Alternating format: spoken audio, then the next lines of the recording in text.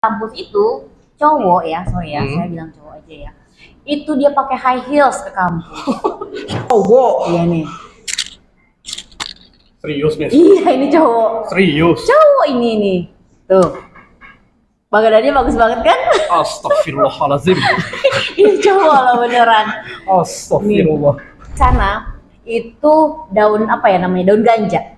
Tahu kan daun ganja? Daun ganja itu semua di sana dijual bebas.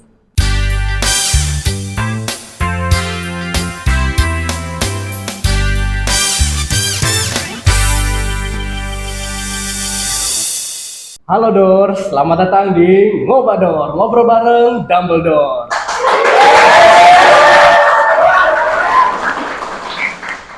Podcast yang bakal nemenin kalian di waktu luang. Kenalin gua Raden, di episode kali ini kita kan kedatangan tamu spesial nih yang menginspirasi kita semua, yaitu dosen General English kita, Miss Eka.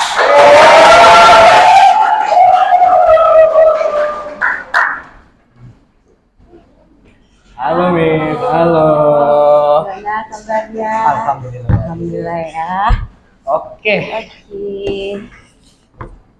kita udah lama nih nggak ketemu Miss ya, hampir betul 2 minggu mungkin ya. 2 mingguan ya? Iya. Hampir 2 mingguan lebih deh 2 kayaknya. minggu lebih.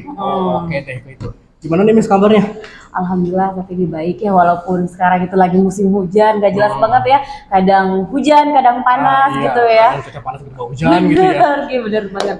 Jadi memang harus benar-benar jaga kesehatan. Tapi ya, alhamdulillah hari ini itu saya masih dalam keadaan sehat walafiat. Alhamdulillah. Oke nih Miss. Miss mungkin lagi sibuk-sibuknya ya, apalagi nih sekarang lagi di akhir-akhir semester nih. Betul banget. Nah, kira-kira sekarang nih keseharian Miss lagi ngapain aja nih, kalau boleh tahu ya? Itu keseharian banyak banget ya. Jadi sekarang itu lagi sibuk-sibuknya banget, ada rapat-rapat gitu ya. Nggak tahu sendiri lah ya kalau di kampus mana dari sekarang ini kan saya memang lagi pegang untuk di P4MP ya. Jadi selain sebagai ngajar, saya juga dikasih tugas tambahan ya. Tugas tambahannya itu misalnya kayak dipinjamin mutu internal kayak gitu. Jadi saat ini memang kita lagi banyak rapat-rapat. Ya kayak kemarin saya hampir 2 kali pertemuan kayaknya nggak masuk. Ditambah lagi kemarin saya ke Bangkok. Jadi minggu ini kayaknya saya ada hampir 4 kali yang nggak masuk di kelas ini. Kayak gitu, mungkin seperti itu sih. Saking sibuknya Miss ya.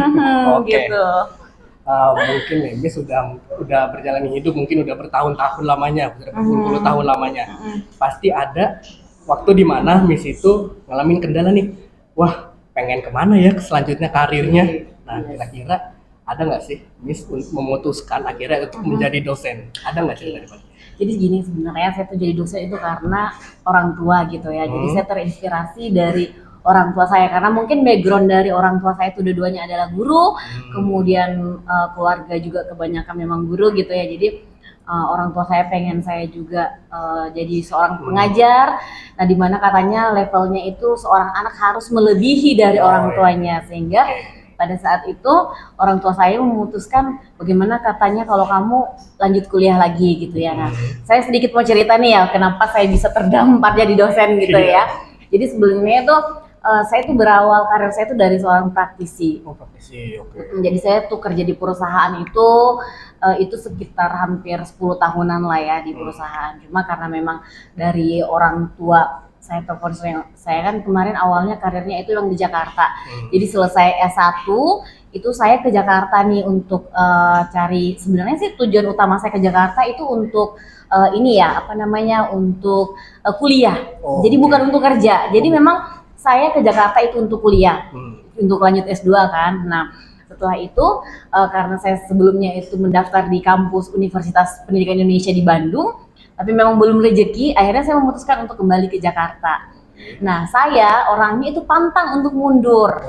Ya, jadi saya karena saya belum dapat kuliah, sehingga saya tuh nggak boleh pulang ke Makassar, karena saya asli Makassar ya. Jadi saya nggak boleh, saya pantang banget untuk balik ke Makassar tanpa saya punya sesuatu gitu loh. Jadi tekad saya itu harus berhasil lah dulu ya sebelum saya pulang ke Makassar. Akhirnya saya cari kerja di Jakarta. Nah, setelah saya cari kerja, beberapa perusahaan memang pekerjaan pertama saya itu yang pertama adalah di Telkomsel.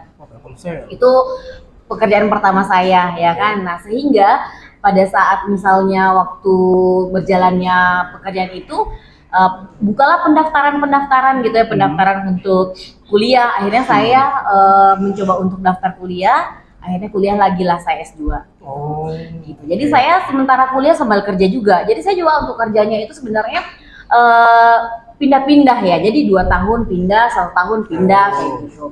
Tapi jangan ngikutin jejak saya seperti itu ya. Jadi saran saya sebenarnya kalau untuk membangun portofolio yang baik, adik-adik itu harus punya yang namanya skill yang pertama gitu ya. Kemudian yang kedua, itu jangan seperti kutu loncat. Jadi setahun pindah lagi, setahun pindah lagi, jangan. Jadi cobalah, memang kalau untuk fresh graduate mungkin memang untuk 2 tahun lah dulu gitu kan.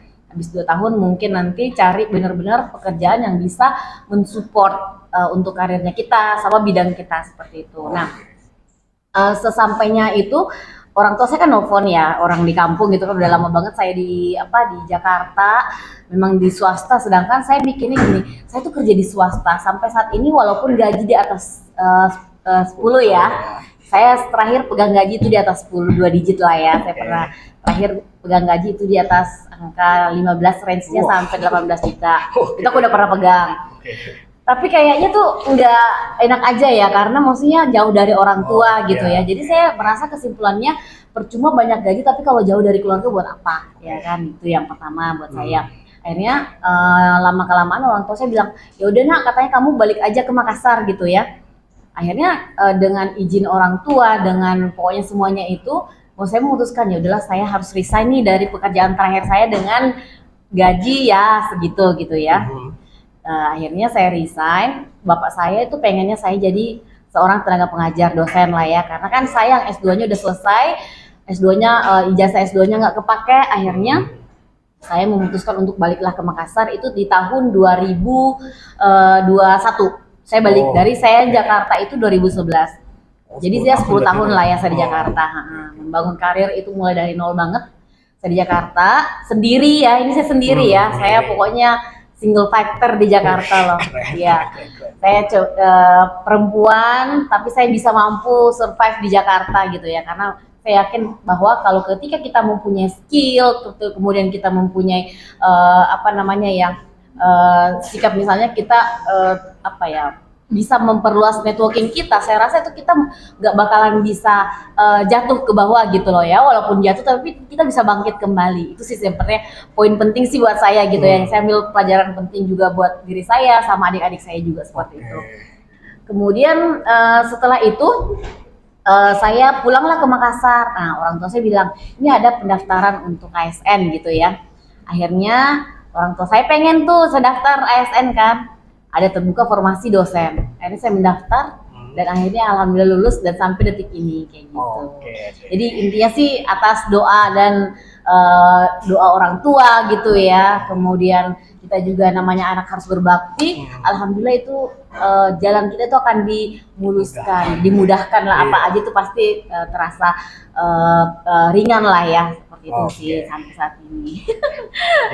Berarti kalau ngambil tuh kita nggak boleh nyerah sama sekali, Miss ya. Benar Kita harus kalau mau fresh graduate, mau nyari kerjanya kita harus naikin skill kita, naikin gitu. Tapi jangan jadi kutu loncat. Betul sekali. Nah, Miss, sebagai dosen nih, pasti ada dong tantangan terbesar Miss yang hadapi. Kira-kira gimana nih cara Miss ngatasinnya?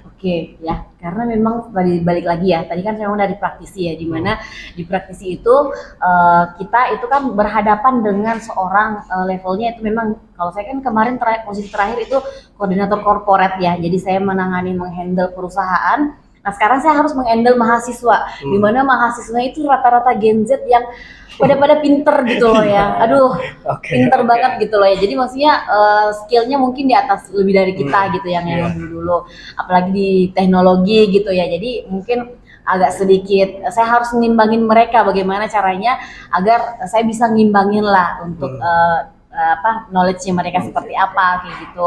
Kemudian mungkin ada juga seorang mahasiswa yang memang berlatar belakang IQ-nya rendah, ya ada yang seperti itu. Jadi saya ketika mengelola sebuah kelas itu kita sebagai dosen itu kita harus benar-benar melihat secara general. Yang pertama, kalau ketika ada satu mahasiswa memang yang mungkin ada keterbelakangan mental ataupun misalnya ada ada mungkin misalnya misalnya dia keterbelakangan mental lah, mungkin ada masalah keluarga lah, itu sebenarnya kita harus melakukan pendekatan secara personal kayak gitu. Yeah.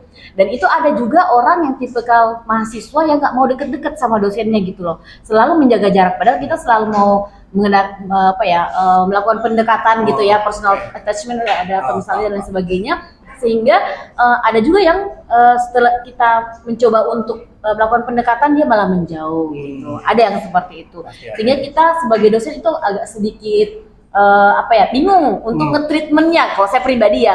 Jadi mungkin kalau misalnya untuk dosen-dosen yang senior yang lain, mungkin dia udah bisa lah ya, udah tahu yang mana bisa dikemas untuk mahasiswanya itu sendiri gitu ya, bagaimana menilai secara psikologi nih. Jadi untuk sebagai dosen sendiri itu bukan hanya ngajar sih sebenarnya. Jadi kita banyak hal yang harus kita miliki sebenarnya gitu ya. Jadi psikologinya kita harus pintar membaca psikologi orang seperti itu. Gitu biar sih. gampang deketin gitu ya. Benar. Oke deh. Gini. Oke deh. Dengar-dengar nih Miss. Kita semua dengar Miss baru pulang nih dari Bangkok. Walah. Ya. Boleh ceritain nggak sedikit nggak Miss? Oke. Miss tuh kesana dalam rangka apa sih? Dan Dalam berapa rangka apa hari? ya? Iya, dan berapa hari di sana? Oke, jadi sebenarnya itu kemarin kan memang ada acara komunitas lah ya, kita Bangkok. ke Bangkok gitu ya. Jadi saya di sana itu sekitar hampir semingguan. Semingguan di sana. Jadi memang ada kegiatan ya, kalau di Indonesia kayak benchmarking gitu ya. Jadi kemarin kebetulan kita kemarin itu saya mengunjungi di KBRI, kemudian di yang di kampus ya, ada di Thammasat University juga. Jadi sebenarnya pas di sana itu sebenarnya saya cuma kayak melihat-lihat keadaan mahasiswanya kayak gitu, budayanya mereka seperti apa gitu kan. Jadi karena di sana itu juga banyak orang-orang Indonesia memang mengajar di sana contohnya. Iya, jadi ada di sana juga ada, kemarin saya berkenalan sama dosen di salah satu kampus, dan itu ternyata dia orang Jogja. Awalnya dia dosen di UGM tapi pindah ke sana ke Thailand, ke Bangkok. Jadi sekarang dia stay-nya di Bangkok kayak gitu. Nah, berarti kemarin itu Miss pas ke Bangkok pertama kali? Yes, betul. Pertama kali. Kesan pertamanya pas Miss di Bangkok tuh apa tuh? Waduh, kesan pertamanya itu panas banget. Kayaknya sih lebih panas daripada Indonesia ya. Panas banget. Itu aja pas waktu terakhir saya ngecek handphone itu suhunya itu di 38 derajat. Panas tinggi banget. Ya, jadi kadang itu saya tuh mandi 3 kali sehari siang.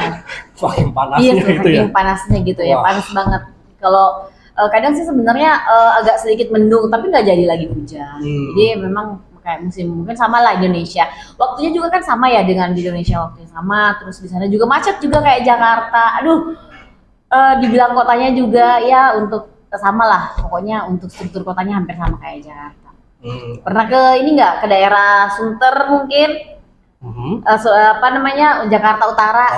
Hampir bangunan-bangunan tuanya juga hampir kayak sana gitu ya. Gitulah sekitar itu. Sebelum lanjut, minum dulu kali.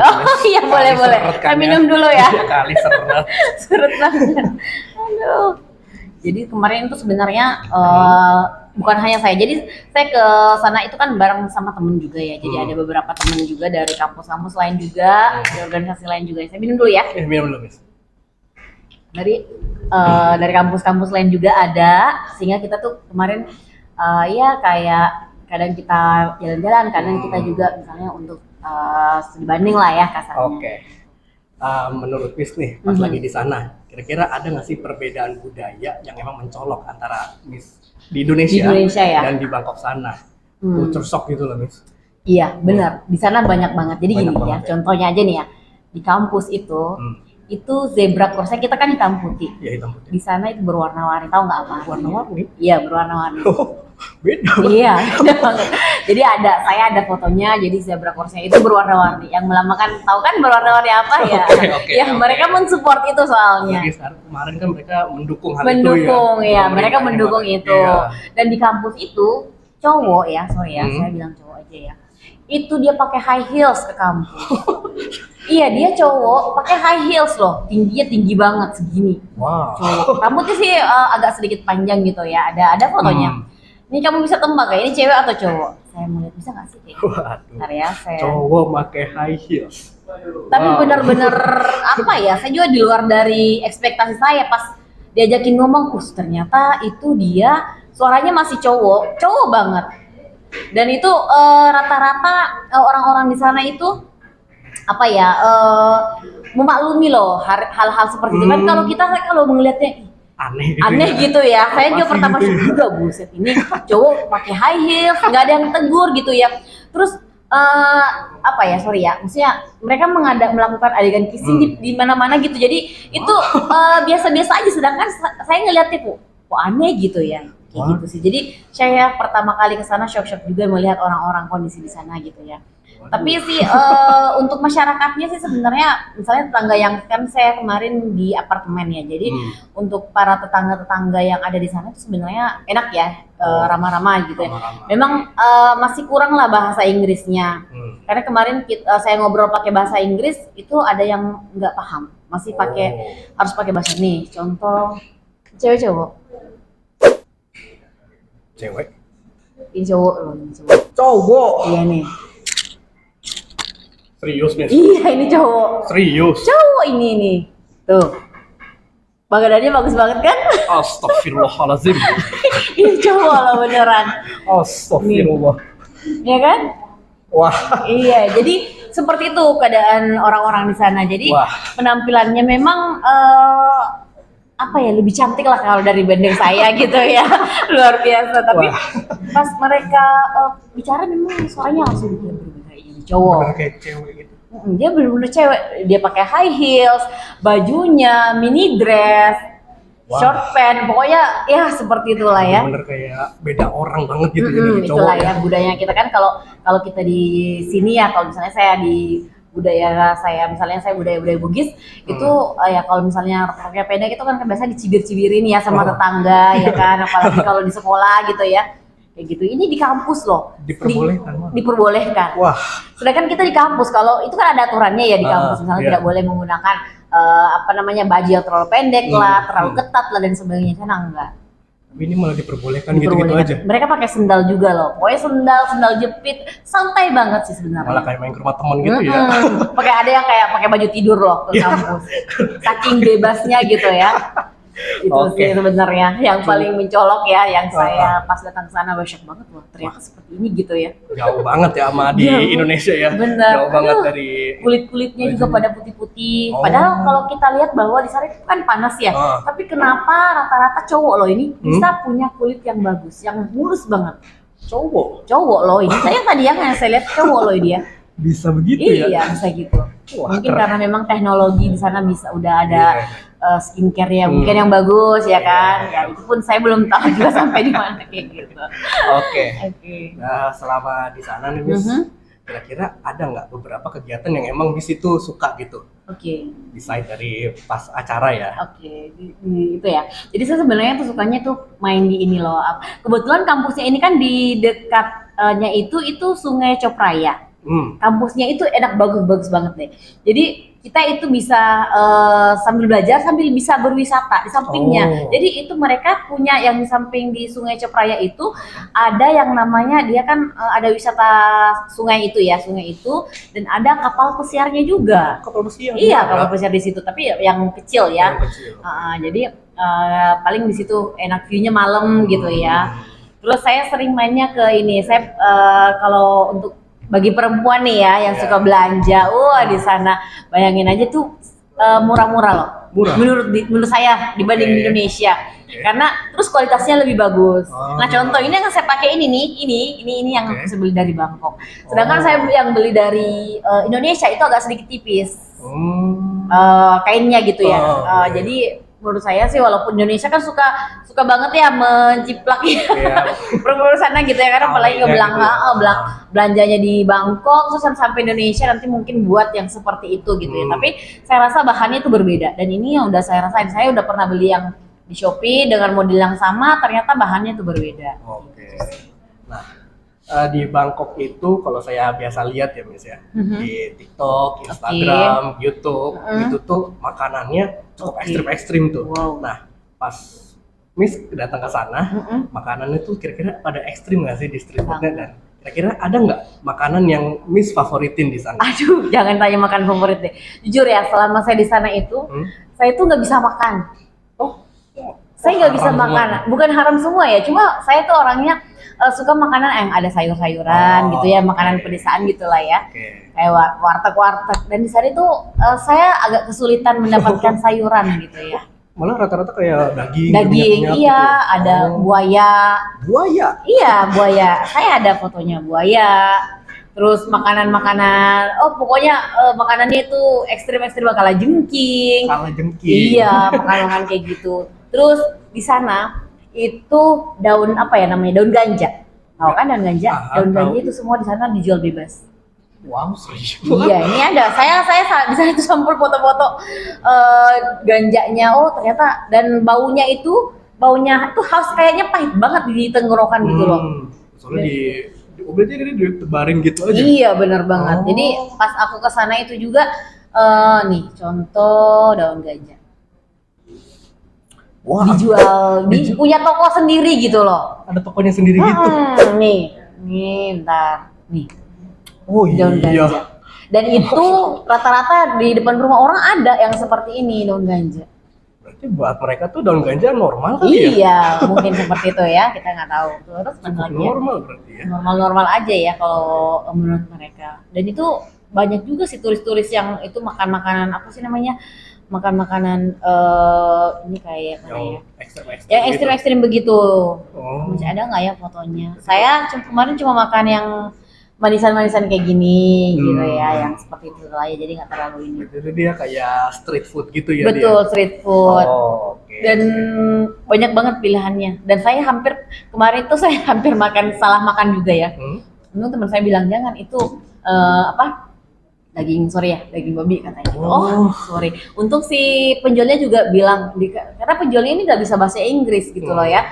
Jadi kadang saya nanya ini halal, dia bilang dia nggak tahu jawabannya. Jadi aku mengaku untuk teman saya itu bisa lah ya bahasa Thailand. Jadi paham dia negosiasi akhirnya itu katanya jangan, itu memang babi katanya. Oh ya, haram gitu ya.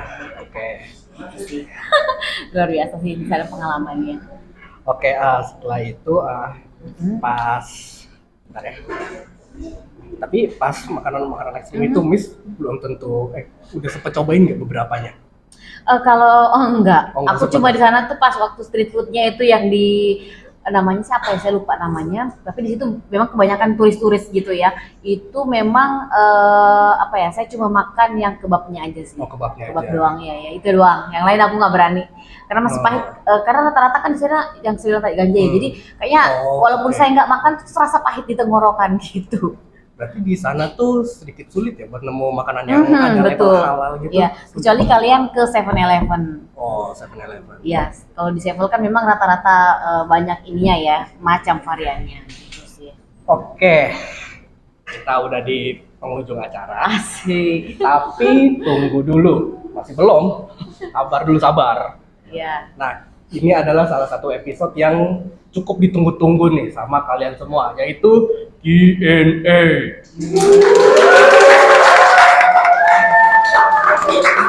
Apa nih Q&A-nya nih? Oke, terima kasih buat semua udah ngirimin Q&A-nya. Selanjutnya kita akan baca Q&A-nya. Yang pertama ada, menurut Miseka, apakah jalan-jalan sendiri ke Bangkok itu aman? Nah, jalan-jalan sendiri itu Mis, aman nggak tuh? Menurut saya sebenarnya aman-aman aja ya. Yang penting kalian punya bahasa Inggris ya. Gitu. Walaupun misalnya nantinya kalau misalnya nih kalian nggak misalnya si penjualnya atau si orangnya nggak bisa bahasa Inggris, kalian mungkin masih bisa menggunakan Google Translate. Gitu. Ya, pengalaman kemarin saya di bandara ketemu orang Chinese yang nggak bisa bahasa Inggris. Akhirnya dia pakai Google Translate sendiri, nanya get berapa, akhirnya kita bisa berkomunikasi lah ya. Yang penting kita bisa memanfaatkan teknologi yang ada. Iya, gitu. penting banget itu ya, memanfaatkan Bener. teknologi ya. Bener banget, Oke. teknologi yang ada. Lanjutin. Oke. Pas lagi di sana kan berarti pas lagi jalan-jalan sendiri itu aman lah. aman nggak aman sebenarnya sih ya jalan Iya di sana ya. nggak boleh sendiri juga gitu ya. Nggak boleh sendiri, apalagi kan nama juga kota Baru, ya. yes, Kita tuh kan benar. nggak pernah. Mhm. Oke, pertanyaan selanjutnya yaitu sulit nggak sih Miss jadi dosen yang mengajar di banyak kelas dan prodi yang banyak? Nah ini Jelas salah satu banget kayaknya. tangannya, betul. Ya jadi kayaknya ini memang saya sekarang itu ada 10 kelas yang saya ajar dengan prodi berbeda. Ada prodi Gemtek, TRM sama periklanan. Ya kan ada tiga Oke. prodi itu di mana mereka itu semua rata-rata kan memang apa ya, ada yang semester 1, ada yang semester 3 yang sekarang saya ajar di Gemtek semester 3.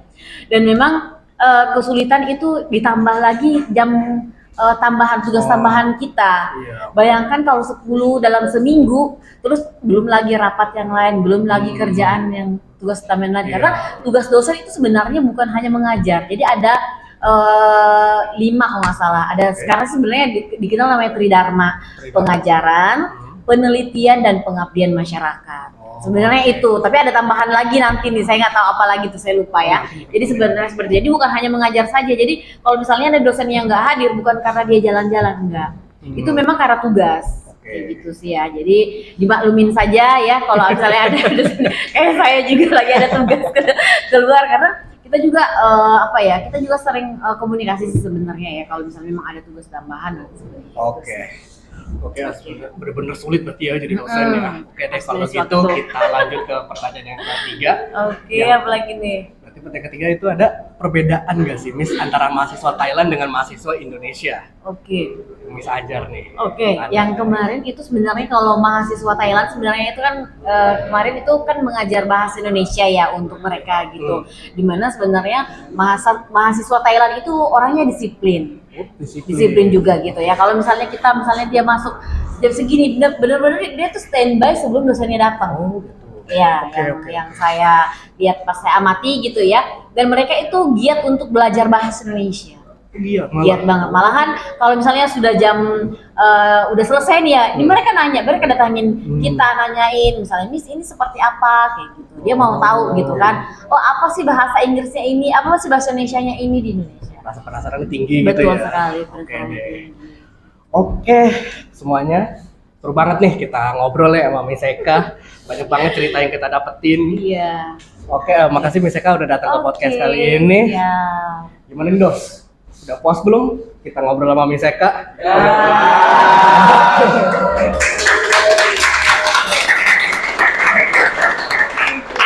Oke, kalau misalnya masih ada yang nanya jangan lupa untuk komen di bawah. Oke semuanya, terima kasih untuk menonton. Jangan lupa untuk follow Instagram Dumbledore dan juga subscribe ke YouTube-nya. Sampai jumpa, dadah.